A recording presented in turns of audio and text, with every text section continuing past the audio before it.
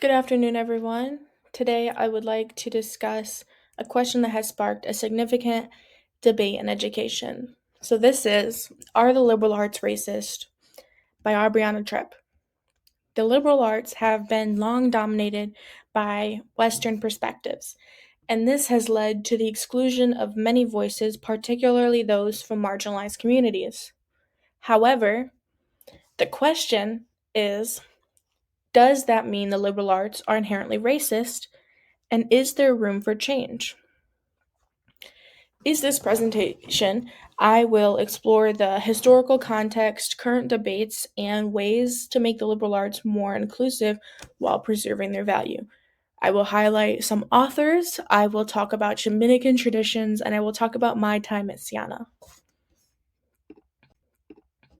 So, the liberal arts, as traditionally taught, have focused on white European authors, performers, and texts, often including contributions from the African, Indigenous, and Eastern traditions, and really from any contribution from a non white Western male. And this is because that's what the canon was. This has caused a lot of discourse and led to concerns that the liberal arts are not truly representative of a diverse tradition or people, but instead they uphold historical and unnecessary power structures.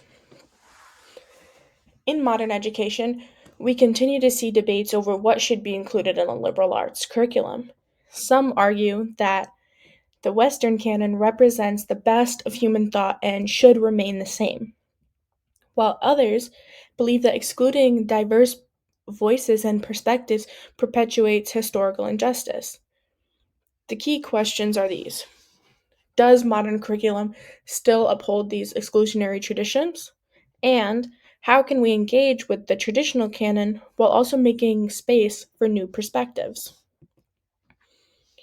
Overall, our goal should be to engage critically with the canon while also making room for voices that have been historically excluded. So, the question to keep in your mind throughout this and after is how can diverse educational communities maintain traditions while still embracing new perspectives? To better understand this issue, I will highlight three authors and thinkers and scholars: Angel Adams Parham, Jonathan Tran, and Tanishi Coates. Parham's Nyanza classical community focuses on incorporating African American culture into classic education. Tran explores how fights over the canon shape identity and power, and Coates examines a historical exclusion and the case for reparations, making connections to systemic inequalities in education and the world. So, starting off, one of the most powerful examples of how the liberal arts can evolve without discarding tradition comes from Angel Adams Parham and the Nyanza classical community. Parham is a sociologist and educator who founded the Nyanza classical community to bring classical education to children who might not otherwise be exposed to it. Because most of their work is with children of African descent, it was very important to her to weave together the classics with the history and culture of Black authors and artists. However, she doesn't just teach the classics. She reimagines them in ways that connect them to the lived experiences and the histories of her students. Nyanza Classical Community provides an example of how the liberal arts can be made more inclusive. An example of this would be how they had students study Homer's Odyssey, which is one of the most well known writings in Western canon. But instead of engaging with it alone, they examine it through the lens of Romare Bearden's Black Odyssey, which is a beautiful series which reimagines Homer's Odyssey by telling the story of African people in their various journeys across the ocean and then in the new places they could call home. So, on to Jonathan Tran. In How to Fight Over the Canon, Jonathan Tran emphasizes that the literary canon isn't just a collection of books. It's a way of defining community and identity. He argues that fights over the canon are not inevitable, but necessary. Canons are not fixed, they are shaped by communities, and if a canon does not evolve, it risks becoming stagnant and exclusive. In relation to the question of whether the liberal arts are racist, Tran's work provides an insightful critique. He emphasizes how the traditional canon of Western literature and philosophy, by its nature, often privileges certain voices, mainly white male Eurocentric voices, thereby marginalizing others. This selective inclusion and exclusion are not accidents, they are results of historical processes of power and systematic racism. When a canon overwhelmingly reflects one demographic, it constructs a narrative of humanness that aligns with that group. If the canon exclusively contains text and works of art by white creators, it becomes hard to avoid the misconception that humanness looks white, which only perpetuates the idea of racism. This directly speaks to how the liberal arts canon, as it traditionally exists, can marginalize people of color, thus perpetuating racial inequalities within educational and cultural systems. While there have been improvements over time, it is stressed that the canon is not fixed and that the conversations about what should be included are still vital today. These fights over the canon are not only about the texts themselves, but about who gets to define we, who gets to decide what is important, and who gets to decide whose identity and community are being represented. And lastly, on to Ta-Nehisi Coates. In the case for reparations, he aligns it with the discussion of the liberal arts canon and racism by addressing how systemic exclusion and historical injustices are embedded in American society, including within educational structures. Coates' essay argues for reparations to African Americans as a way to address the long-standing legacy of slavery, segregation, and racial inequality. It specifically calls attention to the economic, social, and political structures that have historically disenfranchised Black people. In relation to the liberal arts and the canon, Coates' argument underscores the deep seated inequalities that are often overlooked in mainstream narratives.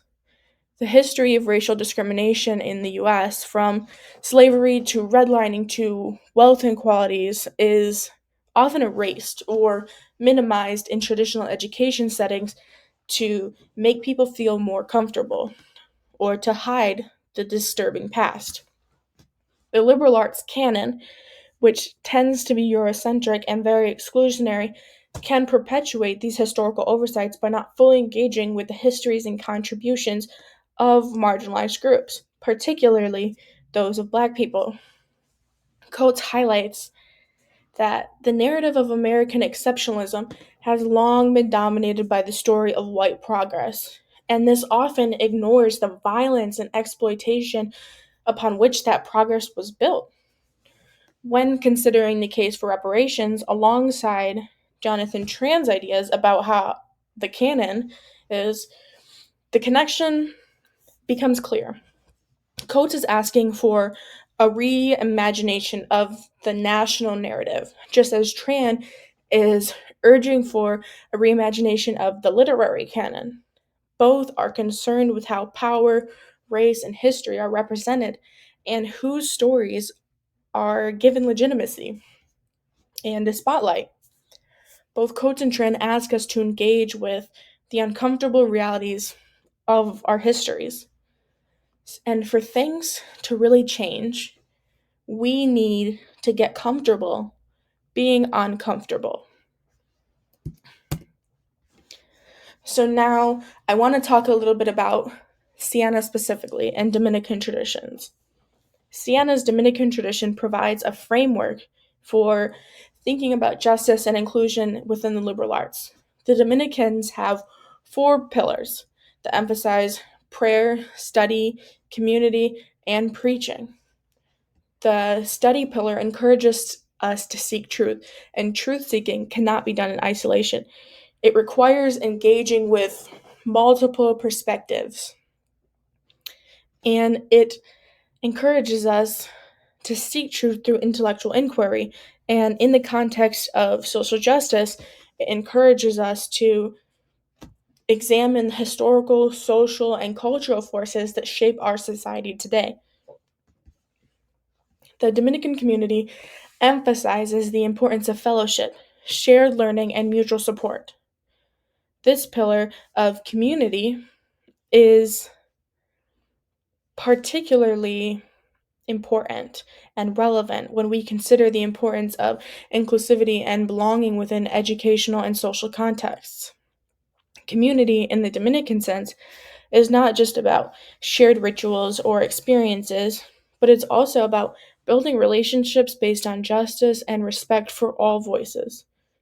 And then preaching or ministry in the Dominican tradition is not just about religious instruction, but it's about advocating for justice, truth, and compassion in society. Preaching is an act of public engagement that communicates importances of moral and ethical truths to the broader community of people. In the context of social justice, this pillar calls for using one's platform to challenge oppression and promote solidarity.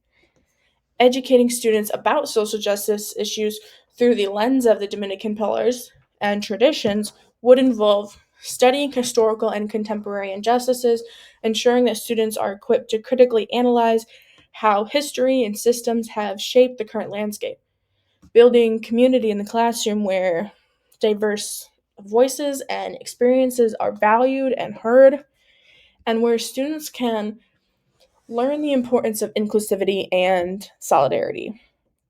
This would include creating spaces where the contributions of marginalized communities are not only acknowledged, but they're celebrated. And lastly, preaching or advocating for justice by actively teaching students about the history and role of the canon and the importance of racial equality in education. This is not just about academic study, but it's also about preparing students to be agents of change in their own communities, whether that's through activism or in policy change or simply engaging in more inclusive educational practices. It gives students a voice and a platform for change. As an education major myself, I have had the opportunity to engage quite deeply with the issues of diversity in the classroom. My professors have always emphasized the importance of inclusivity, and throughout my time at Siena, no matter how much of a roller coaster it was, that was a pillar of importance in my classroom. And I've carried this commitment with me into my own classroom practices and lesson planning. Working with my mentor teachers in the schools has also allowed me to develop lesson plans and a classroom environment that celebrates inclusivity where all students feel valued. For example, I've ensured that the content my lessons use are diverse and representative of various cultures, backgrounds, and experiences. I have made a commitment to incorporating non Western artists into my curriculum, as that is not often seen in the K 12 art education programs. My time at Siena Heights has deeply shaped my understanding of how education can serve as a tool for social justice. By applying the Dominican pillars of study, community, and ministry to my own classroom practices, I hope to foster an environment where all students feel valued and empowered so that they can challenge the injustices that they encounter in the world. And then drawing from the works of Parham, Coates, and Tran, I believe that as educators, we have not only the ability to, but the responsibility to not only teach content, but to engage with the histories and stories that have been silenced, to make sure that we are engaging with the histories and stories of the students that sit in our classroom so they feel represented in their own learning, and to build a community where every single one of my students can thrive. So, what does all of this mean? The liberal arts are not inherently racist, but their history includes exclusion. If we want to preserve the liberal arts while making them relevant to a diverse world, we must think critically and engage with the canon and expand it. The goal is to create a curriculum that is both rigorous and inclusive. It ensures that all students can see themselves reflected in their education. So I want to leave you with this. How do we balance the tradition with necessary change? This is an ongoing conversation, and it's up to educators, students, and institutions to work together to shape the future of the liberal arts. Thank you all for your time. I look forward to hearing your thoughts and questions on this presentation.